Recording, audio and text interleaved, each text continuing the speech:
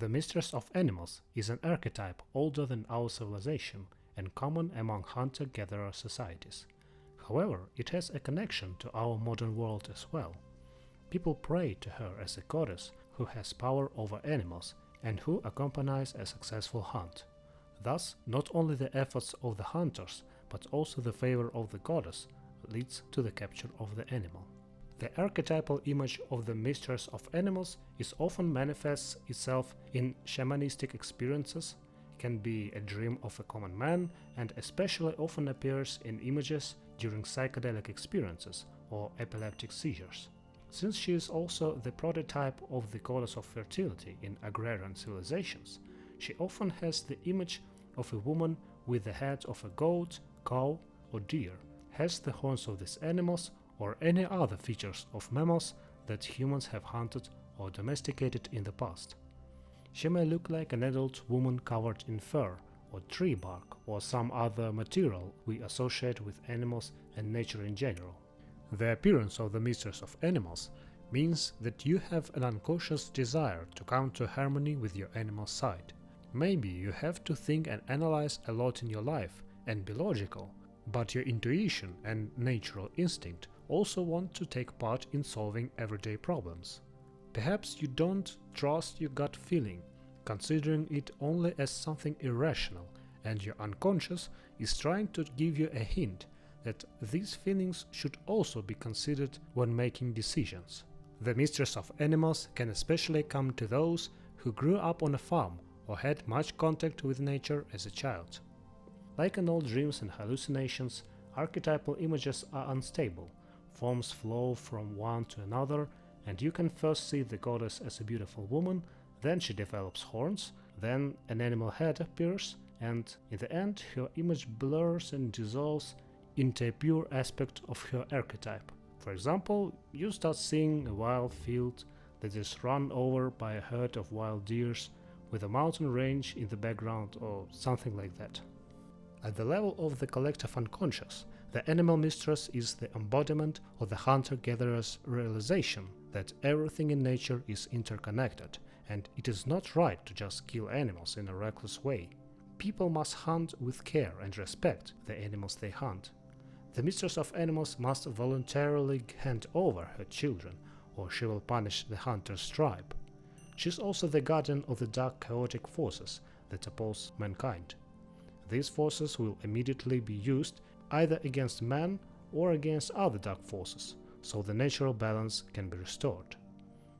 What leads to this realization is the harsh truth of life.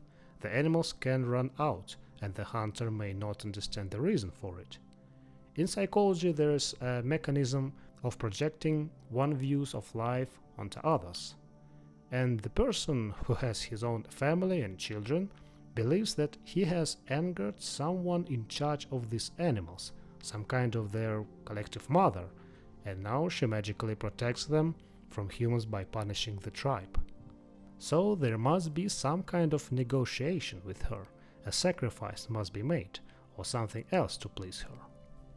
In the case of some peoples, such as the Greenlandic Inuits, human sins can also upset the goddess.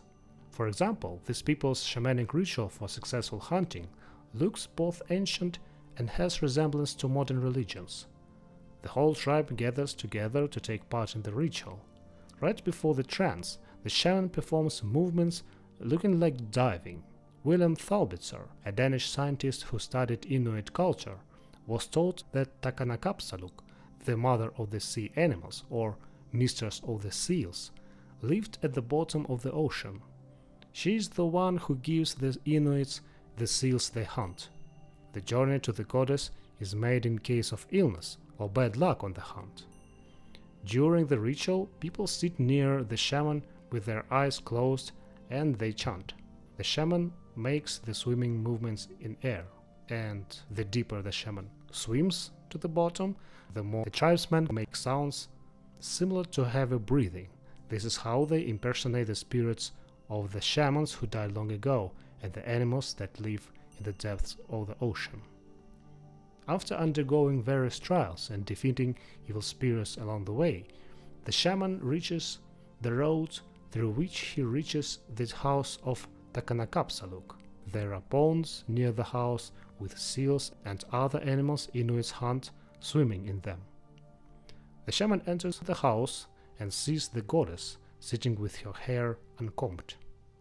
He must comb her hair and tell her that there are no animals left in the seas and his tribe has nothing to eat.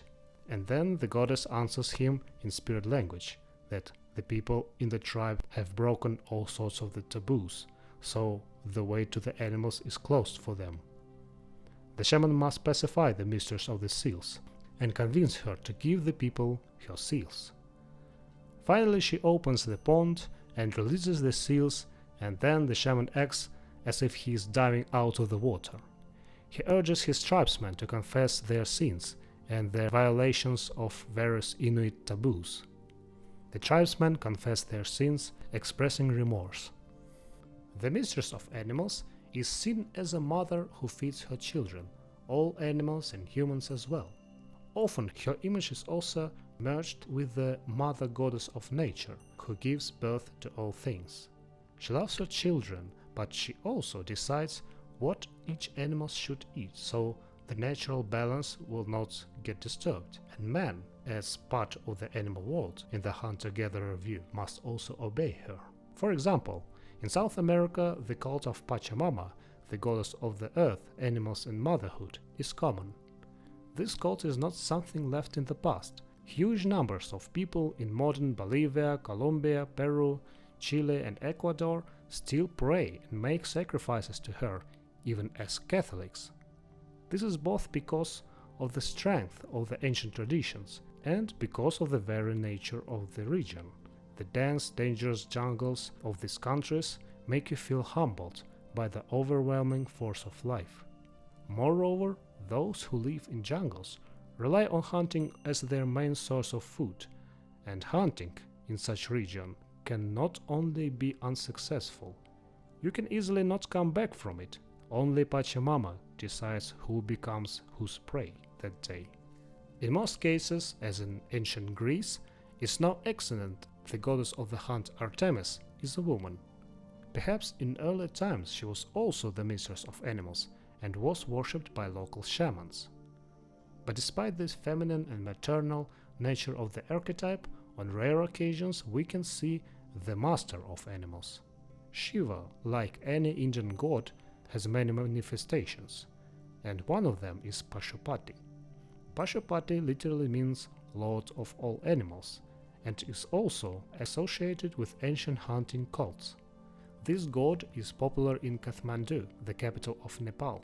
The legend says that Lord Pashupati started living in Nepal in the form of a deer because he was enchanted by the beauty of Kathmandu Valley.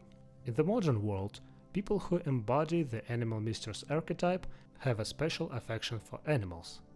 Of course, most people are interested in the animal world when they are young, but for some, this interest fades as they grow up, and for others, it does not. The archetype captivates them, and they often associate their work with animals, their protection and care. They are various scientists who study life in all its diversity, zoo workers, travelers, ecologists. These people often have a natural charisma, which obviously helps them in their work, especially if they make videos about nature and they need to look good on camera.